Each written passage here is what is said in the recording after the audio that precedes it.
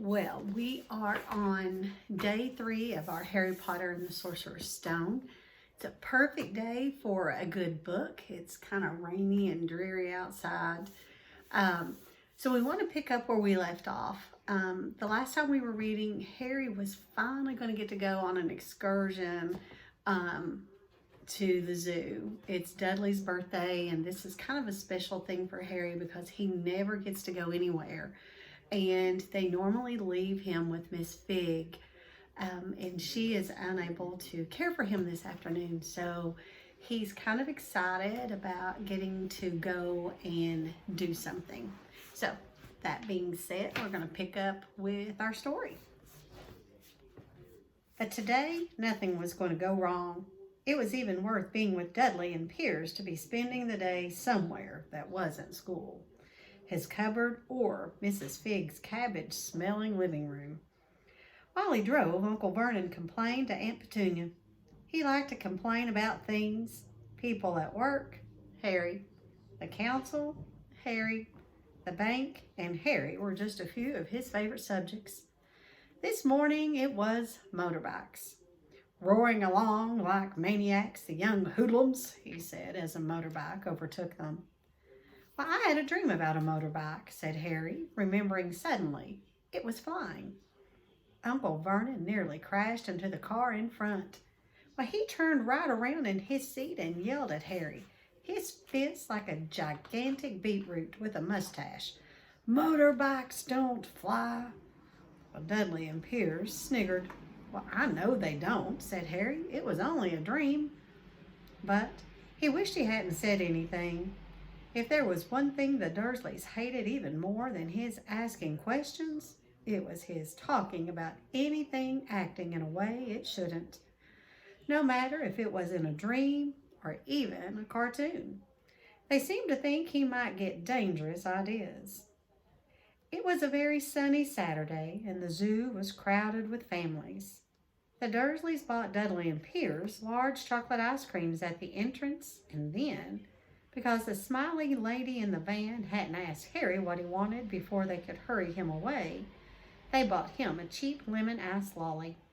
It wasn't bad either, Harry thought, licking it as they watched a gorilla scratching its head and looking remarkably like Dudley, except that it wasn't blonde. Harry had the best morning he'd had in a long time. He was careful to walk a little way apart from the Dursleys so that Dudley and Piers, who were starting to get bored with the animals by lunchtime, wouldn't fall back on their favorite hobby of hitting him. They ate at the zoo restaurant, and when Dudley had a tantrum because his Knickerbocker glory wasn't big enough, Uncle Vernon bought him another one, and Harry was allowed to finish the first. Harry felt afterwards that he should have known it was all too good to last. Well, after lunch, they went to the reptile house. It was cool and dark in here, with lit windows all along the walls. And behind the glass, all sorts of lizards and snakes were crawling and slithering over bits of wood and stone. Dudley and Piers wanted to see huge poisonous cobras and thick, man-crushing pythons. Well, Dudley quickly found the largest snake in the place.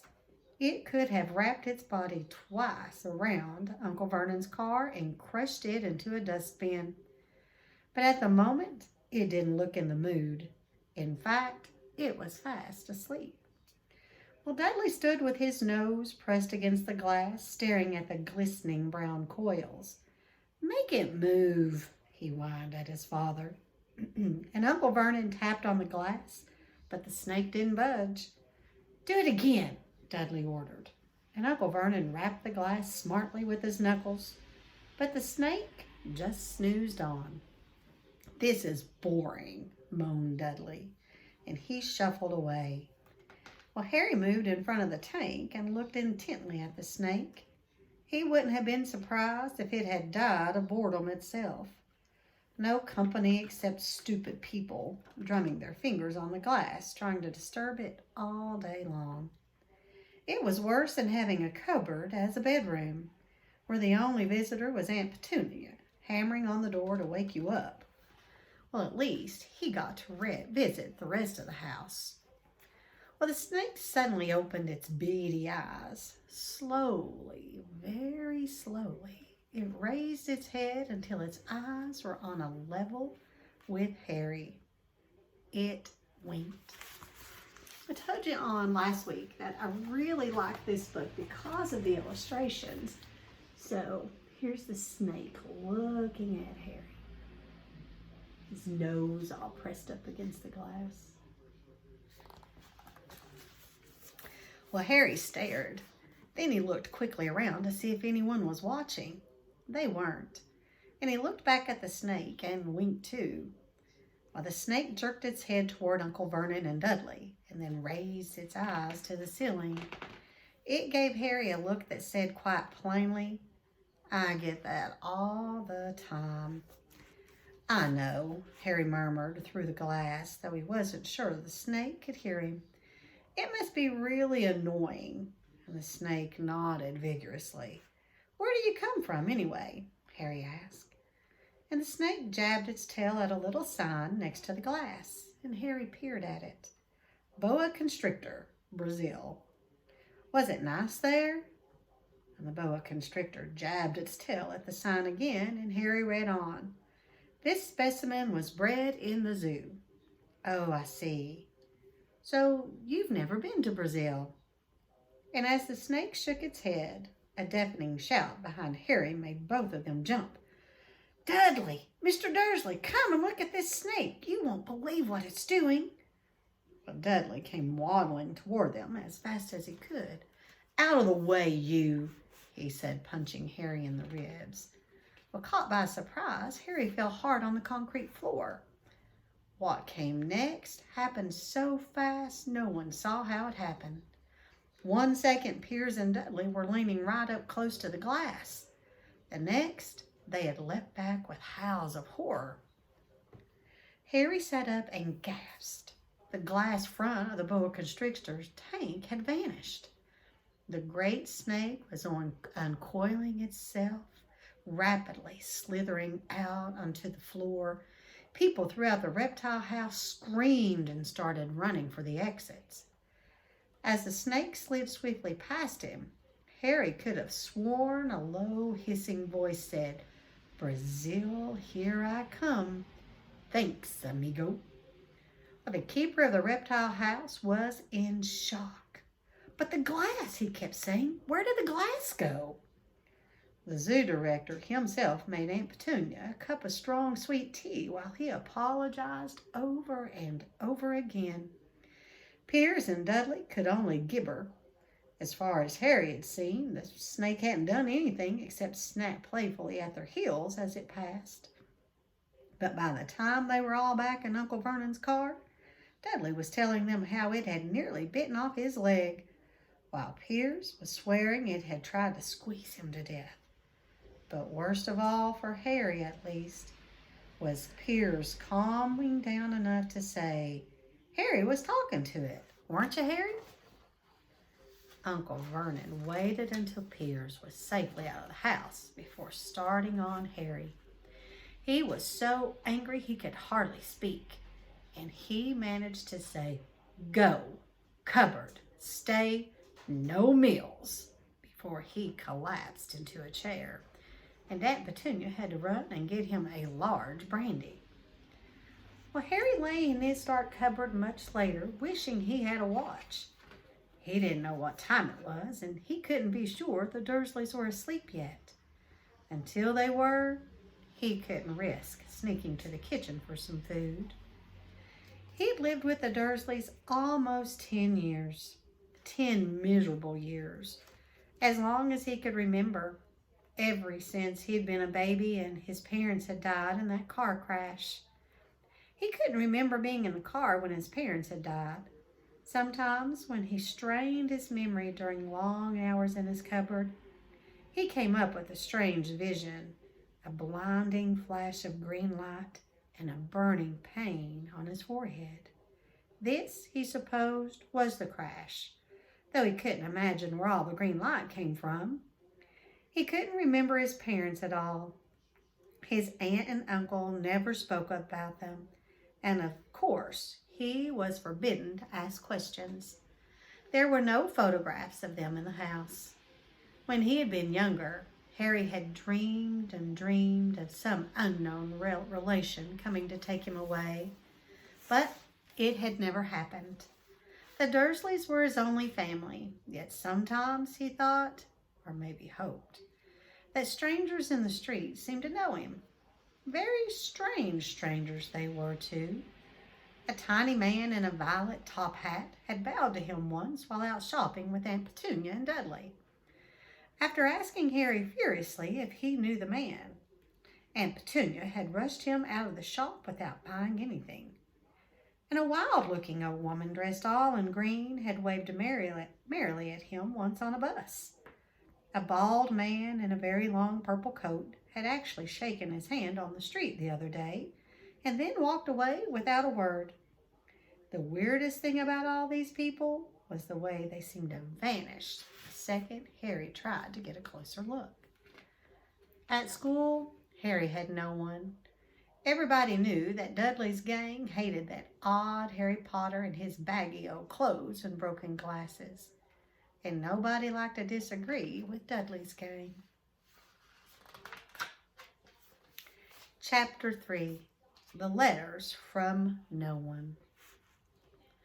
Well, the escape of the Brazilian boa constrictor earned Harry his longest ever punishment.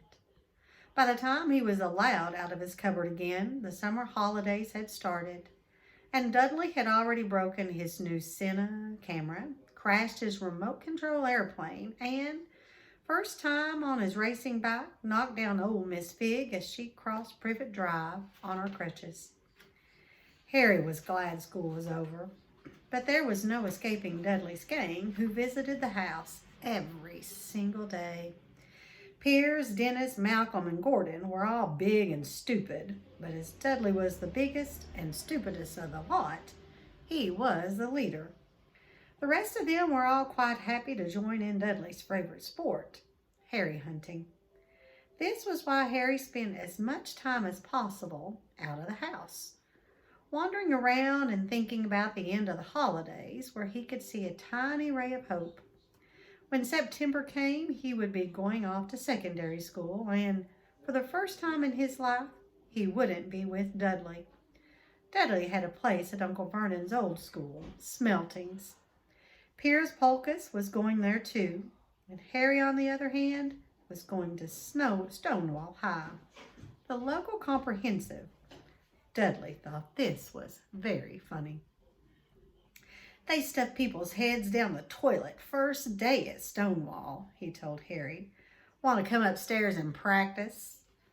No, thanks, said Harry. The poor toilets never had anything as horrible as your head down it. It might be sick. And then he ran before Dudley could work out what he had said. Well, one day in July, Aunt Petunia took Dudley to London to buy his Smeltings uniform, leaving Harry at Miss Figg's. Miss Figg's wasn't as bad as usual. It turned out she'd broken her leg tripping over one of her cats, and she didn't seem quite as fond of them as before.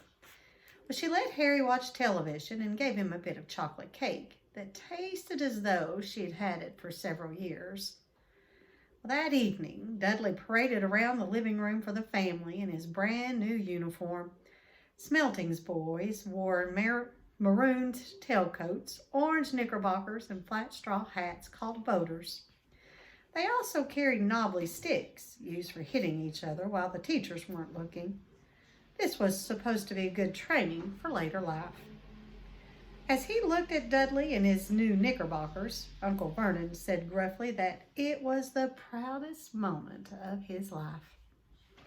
Aunt Petunia burst into tears and said she couldn't believe it was her Ickle Duddikins.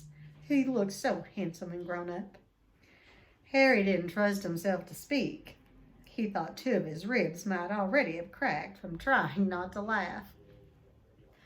Well, there was a horrible smell in the kitchen next morning when Harry went in for breakfast. It seemed to be coming from a large metal tub in the sink. He went to have a look. Well, the tub was full of what looked like dirty rags swimming in gray water. "What's this?" he asked Aunt Petunia. Her lips tightened as they always did if he dared to ask a question. "Your new school uniform," she said. Well, Harry looked at the bowl again. "Oh," he said, "I didn't realize it had to be so wet." "Don't be stupid," snapped Aunt Petunia. "I'm dyeing some of Dudley's old things gray for you. It'll look just like everyone else's when I'm finished." Harry seriously doubted this, but thought it best not to argue. He sat down at the table and tried not to think about how he was going to look on his first day at Stonewall High. Like he was wearing bits of old elephant skin, probably. Well, Dudley and Uncle Vernon came in, both with wrinkled noses because of the smell from Harry's new uniform. Uncle Vernon opened his newspaper as usual, and Dudley banged his smelling stick, which he carried everywhere, on the table. Well, they heard the click of the letterbox and flop of letters on the doormat.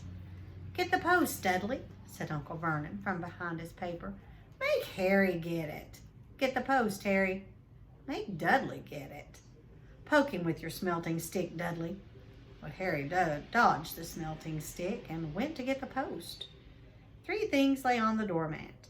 A postcard from Uncle Vernon's sister Marge, who was holidaying on the Isle of Wight, a brown envelope that looked like a bill, and a letter for Harry.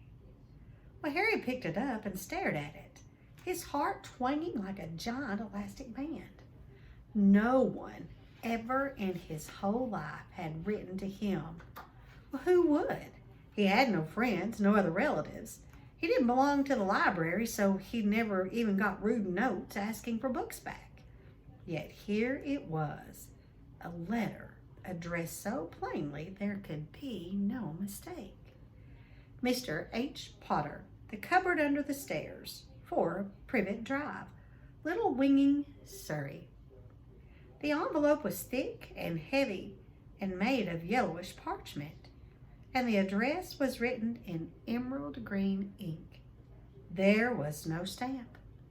But turning the envelope over, his hand trembled, and Harry saw a purple wax seal bearing a coat of iron, a lion, an eagle, a badger, and a snake surrounding a large letter H. "Hurry up, boy," shouted Uncle Vernon from the kitchen.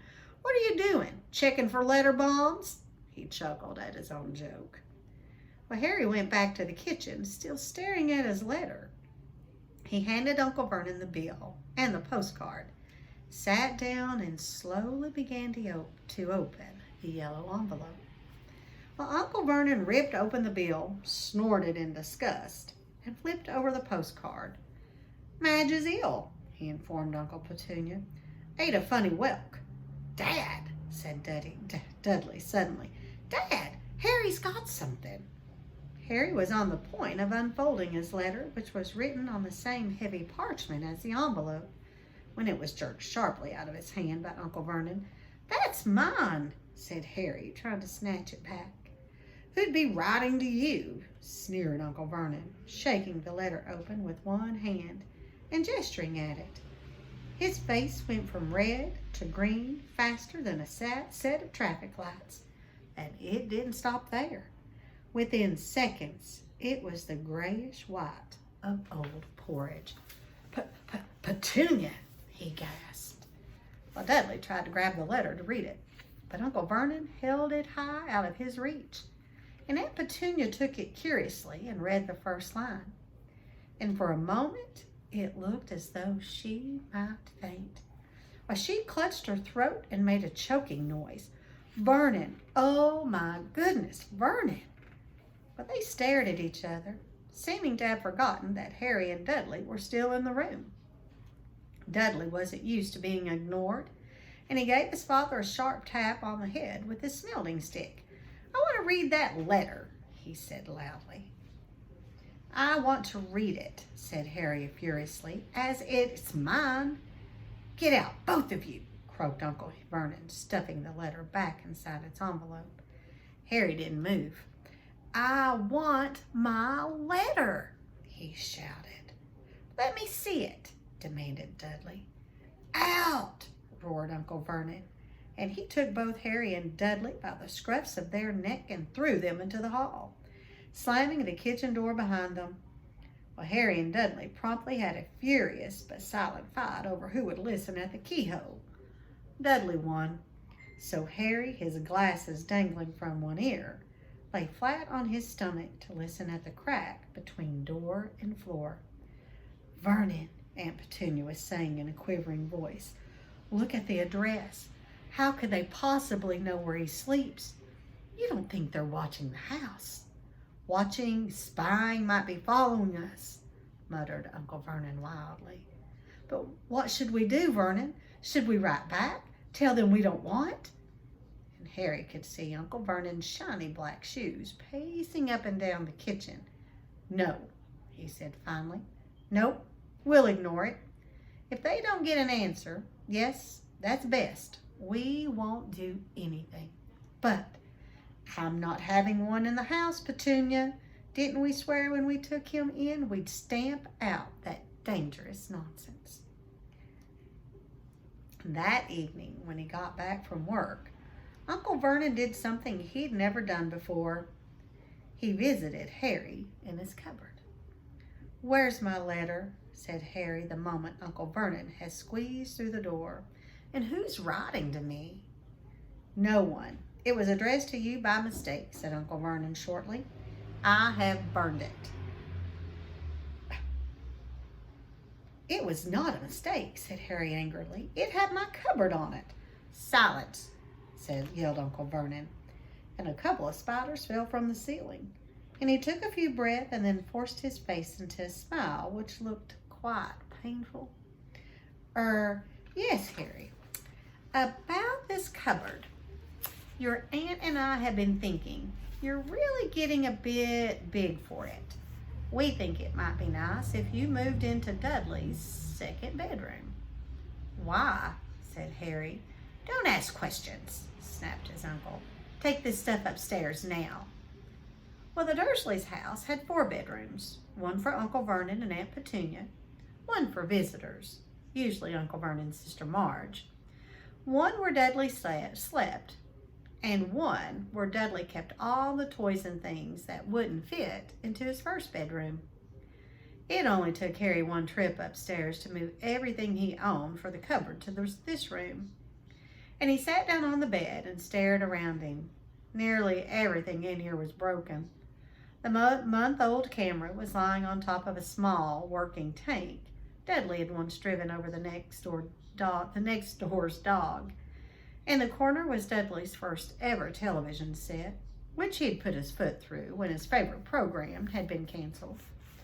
There was a large bird cage which had once held a parrot that Dudley had swapped at school for a real air rifle, which was up on a shelf with the end all bent because Dudley had sat on it.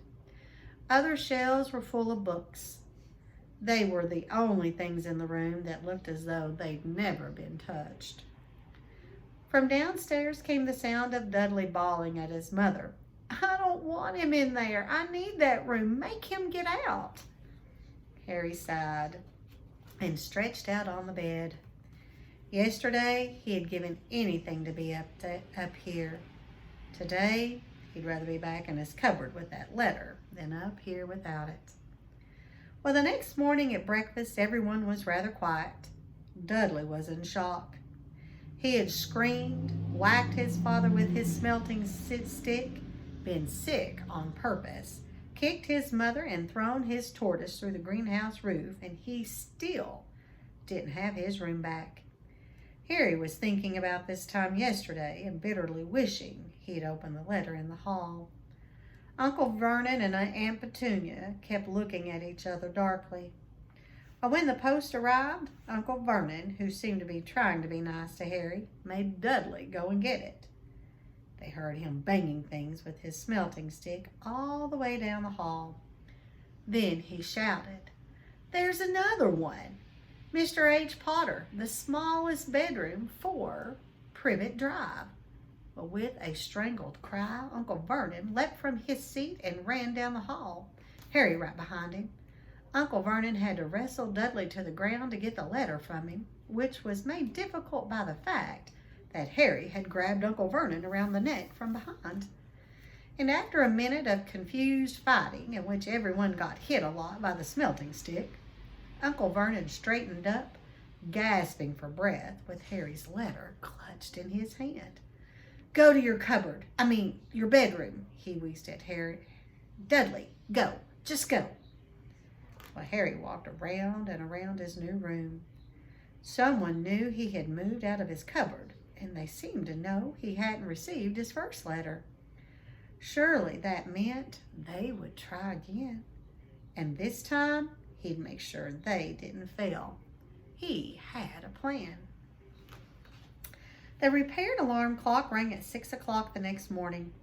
Harry turned it off quickly and dressed silently. He mustn't wake the Dursleys. He stole downstairs without turning on any of the lights. He was going to wait for the postman on the corner of Privet Drive and get the letters for number 4 first. His heart hammered as he crept across the dark hall towards the front door. Arr! Harry leapt into the air. He'd trotted on something big and squashy on the doormat. Something alive. Lights clicked on upstairs, and to his horror, Harry realized that the big squashy something had been his uncle's face. Uncle Vernon had been lying at the foot of the front door in a sleeping bag, clearly making sure that Harry didn't do exactly what he'd been trying to do. He shouted at Harry for about half an hour and then told him to go and make a cup of tea. Harry shuffled miserably off into the kitchen. By the time he got back, the post had arrived, right into Uncle Vernon's lap. Harry could see 3 letters addressed in green ink. "I want," he began, but Uncle Vernon was tearing the letters into pieces before his eyes. Uncle Vernon didn't go to work that day. He stayed at home and nailed up the letterbox. "See," he explained to Aunt Petunia through a mouthful of nails. "If they can't deliver them, they'll just give up." "I'm not sure that'll work, Vernon." "Oh, these people's minds work in strange ways, Petunia. They're not like you and me," said Uncle Vernon, trying to knock in a nail with a piece of fruitcake Aunt Petunia had just brought him. This is a pretty good place for us to stop. So remember that if you do your summary and just kind of lay it to the side, then you can send that to Miss Jacy or drop it off at the school, and your name will go in for that drawing for a new Chromebook. As I hear more about the date of when the summaries need to be turned in, I'll keep you informed. So for today, I hope you enjoyed this part of the story, and I'll see you tomorrow morning. Bye.